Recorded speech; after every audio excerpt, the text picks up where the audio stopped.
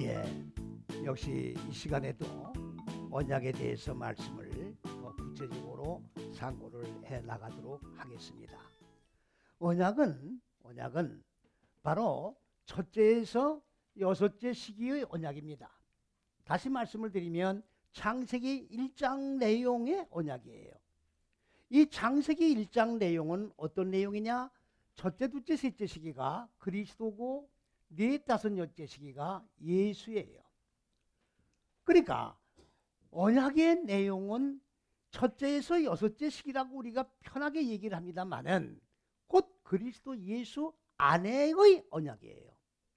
그리스도 예수 안에서 이루어지는 언약이다 그 말이죠. 계약이에요. 그래서 그리스도 예수를 통해서 이 계약이 이루어지는 거예요. 그리스도 예수를 통하지 아니하면 이 언약은 성취 안 됩니다. 왜? 하나님이 말씀이 육신의 몸을 입으시고 이 세상에 오셔서 바로 첫째에서 여섯째 시기를 인간이 가야 할 이 길을 직접 넷, 다섯, 여섯째 시기로 무지가 없으시면서 무지를 깨뜨려 그리고 어떻게 되죠? 죽이고 소멸시켜서 하나님의 생명으로 살아난 여섯째 시기까지의 마무리가 바로 그리스도 예수 본체가 완성되는 겁니다. 그래서 그 그리스도 예수가 완성된 존재를 뭐라고 얘기하느냐? 히브리어로 베나담이라고 그러는 겁니다.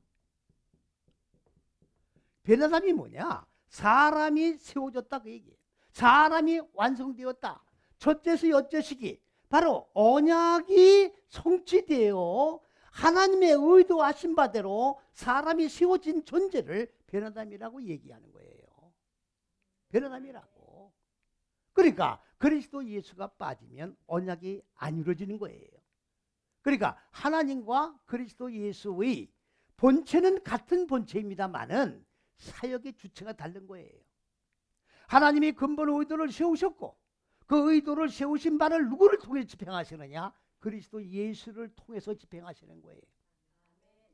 그거를 구약에서는 예수라 그리스도 예수라고 안 그러고 뭐라고 그래요? 여호와라고 얘기하는 거예요. 그래서 창세기 1장에는 엘로힘이라고는 하나님만 나오십니다. 왜? 계획을 세우시는 거기 때문에. 그 다음에 2장 4절부터는 누가 나옵니까? 여호와가 나오시는 거예요. 실제로 집행하면서 존재가 이루어지게 하시는 분을 실존이라고 그러는 거예요. 그러니까 실존 되시는 여호와께서 엘로힘과 같이 사역을 하셔야 바로 그리스도 예수 안에서 하나님이 의도하신 이 잣대 안에서 근본 의도하신 높은 뜻과 계획 안에서 하나님의 의도하신 이 언약 계약이 이루어질 수 있기 때문에 그렇다 그런 말이지요. 그런데 이제 중요한 것은 뭐가 중요한 것이냐? 창세기 1장 내용은 구약에 해당 율법을 적용해 나가는 데 필요한 그런 잣대가 아니에요. 그러면 창세기 1장은 구약의 잣대만을 적용하는 창세기가 아니라 66권 성경 전체를 적용하는 잣대예요. 그렇다고 하면 신약과 구약을 분리하면 안 되는 거예요. 지금 성경을 어떻게 보는지 아십니까? 구약은 히브리어로 보고 신약은 헬라어로 보고 있어요. 헬라어는 여러분들 헬라 사상이 여기 들어가 있습니다. 많은 분들이 신약은 헬라어로 봐야 된다고 자꾸 고집을 부리고 있는데 이번 그 논리적인 근거가 없어요. 왜? 예수님 입에서는 아람어로 말씀하신 것을 우리는 고증을 통해서 증거가 나와 있지 않습니까? 예수님에서 떨어진 말씀은 아람어예요. 아람어는 히브리와 똑같습니다. 자음이 똑같아요. 사전도 같이 쓰고 있습니다. 그러면 헬라어 성경 속에는 뭐가 있나요? 딱 두 군데 아람어가 들어가 있어요. 엘리 라박사니. 그리고 달리자고 소녀야 일어나라. 두 군데가 딱 아람어가 지금 들어가 있단 말이죠. 그러면 여러분들 헬라어 성경 속에 왜 아람어가 두 군데 들어가 있을까? 이상하지 않습니까? 그것은 바로 아람어가 번역됐는데 헬라어로 번역이 됐는데 바로 하나님이 근거를 남기시기 위해서 두 군데에 아람어를 남겨놓으신 거예요. 그렇다고 하면 아람어로 봐야 되는 거예요. 아람어와 히브리어는 같은 거기 때문에 히브리어로 봐야 맞는 거예요. 그래요. 왜? 그래야 창세기 1장이 적용되어서 하나님과 피조물과의 계약을 맺은 것이 이행될 수 있다 그 말이지요. 헬라로 보면은 계약을 이행할 수가 없어요. 왜? 하나님이 의도한 잣대가 적용이 될 수 없으니까. 예수가 적용이 될 수가 없으니까. 예수가 적용 안 되면 하나님과 약속한 계약이 안 이루어져요. 그러면 당연히 히브리어를 봐야 되는 겁니다. 당연히 히브리어를 봐야 되는 거예요. 그렇기 때문에 창세기 1장에 하늘과 땅이 이루어지는 그 맥이 지금 쫙 물로 피조물이 인간 마음 땅에 흘러가면서 하나하나 무지가 죽고 생명으로 살아나는 그런 계약이 지금 성취되어 나가고 있는 것입니다. 네? 자, 그러면 창세기 1장은 잣대입니다. 창세기 1장은 66권의 전체의 잣대예요. 그러면 창세기 2장에서 5장까지의 잣대가 또 있습니다. 두 번째 잣대. 6장에서 11장까지의 잣대가 또 있어요. 잣대가 3개예요. 그러면 창세기 2장에서 5장을 아부라고 그래요. 아브라함에 있어서 아부. 6장에서 11장까지는 남이라고 그럽니다. 남은 뭡니까? 높이 들렸다. 양육해서 높이 들렸다 그 말이에요. 그러면 12장부터는 뭐냐? 12장부터 25장까지는 아브라함을 적용하는 거예요. 하나님의 잣대를 적용하는 겁니다. 그래서 25장에서는 어떻게 끝납니까? 바로 야곱이란 뜻이 무슨 말입니까? 사기꾼이다 그 말이에요. 야곱은 완전히 사기꾼이에요. 왜? 하나님의 45,6대씩이 마음 땅의 어두운 무지를 깨트리는 이 언약을 이행하지 않고 그냥 장자의 명분을 그냥 사치한 것이 야곱이에요. 그 팥죽 한 그릇에 장자의 명분을 뺏었다고 그러는 거 아닙니까? 그 도망갔지요. 자, 그 외삼촌 라반네 집으로 도망갔지요. 라반이 무슨 말입니까? 표백한다는 얘기예요. 이건 표백이에요, 표백. 외삼촌 라반이라고 되어 있으면 라반은 표백. 야곱의 육의 속성을 완전히 어떻게 돼요? 때를 뽑는 훈련 대장이에요. 그래가지고 자기 외삼촌 라반을 나쁜 사람이다. 에? 생지를 그렇게 부려먹고 노임도 안 주고. 그건 육의 소리예요. 그래도 야곱의 육의 속성이 빠지질 않은 거예요. 그래서 마지막에 어땠습니까? 약복강변에서 예수가 지금 야곱을 만나러 오지 않습니까? 지금 400명을 거느리고 그 앞에서 완전히 야곱이 지금 하나님의 사주와 씨름하는 거예요. 밤새도록 이게 뭡니까? 야곱이 45 시기를 마음 땅에 어두운 무지를 깨트리려고 하면 그걸 밤이라고 그러는데 밤이 뭡니까? 고난이에요. 내 마음 땅에 어두운 무지를 깨트리고 육의 속성을 죽이기 위해서는 그만큼 아픔과 고난과 역경이 따르게 되어 있다 그 말이지요.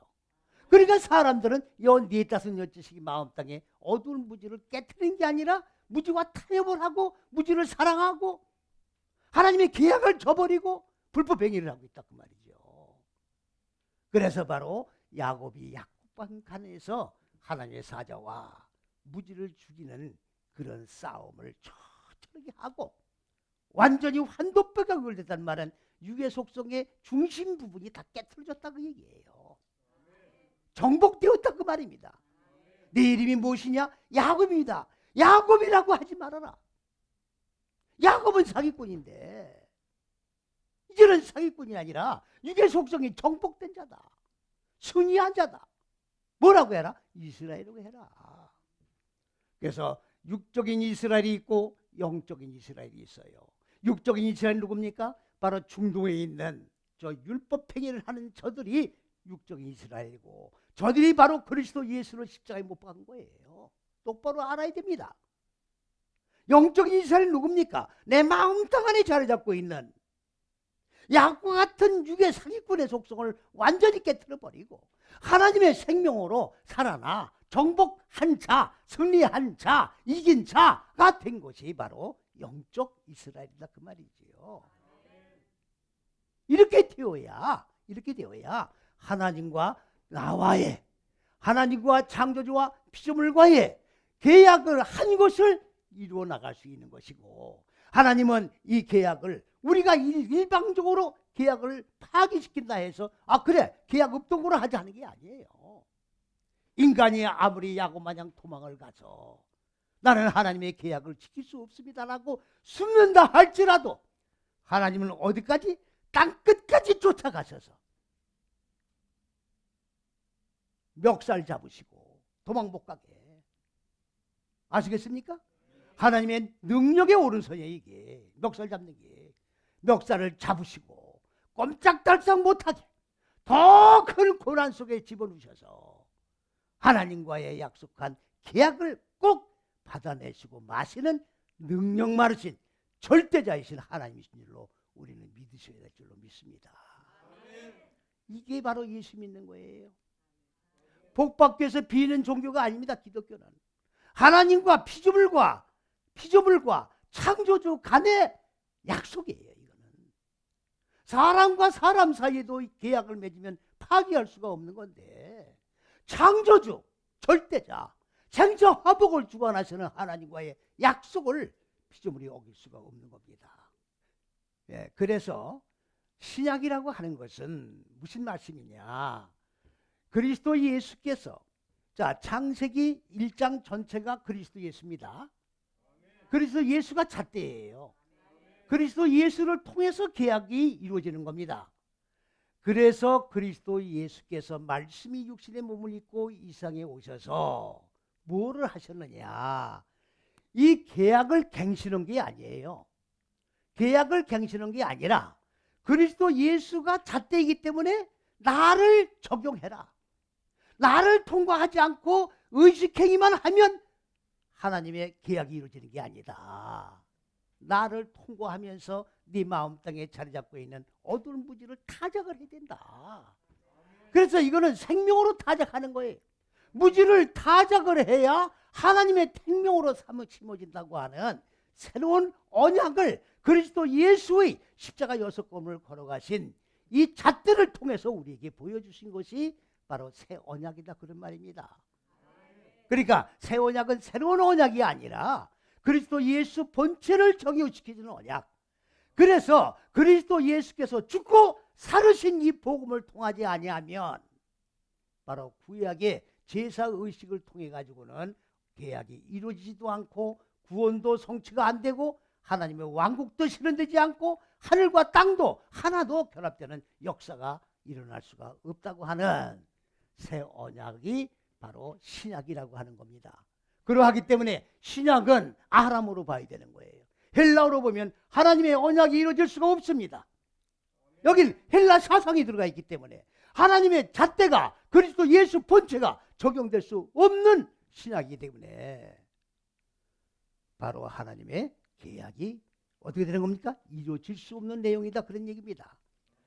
그러니까 헬라어로 지금 보고 있는 모든 분들은 다 하나님의 계약이 이루어질 수 없는 신앙생활을 하고 있다는 것을 똑바로 깨달으시고 이제 심기일전하셔서 창세기 1장이 그리스도 예수 본체라고 하는 사실을 확실히 믿으시고 그리스도 예수 곧 창세기 1장의 내용을 적용하셔서 모두 다 승리하시는, 계약이 성취되는, 하나님이 만족하시는 반열성에 올라가는 저와 여러분이 되시기를 주님의 이름으로 간절히 바랍니다.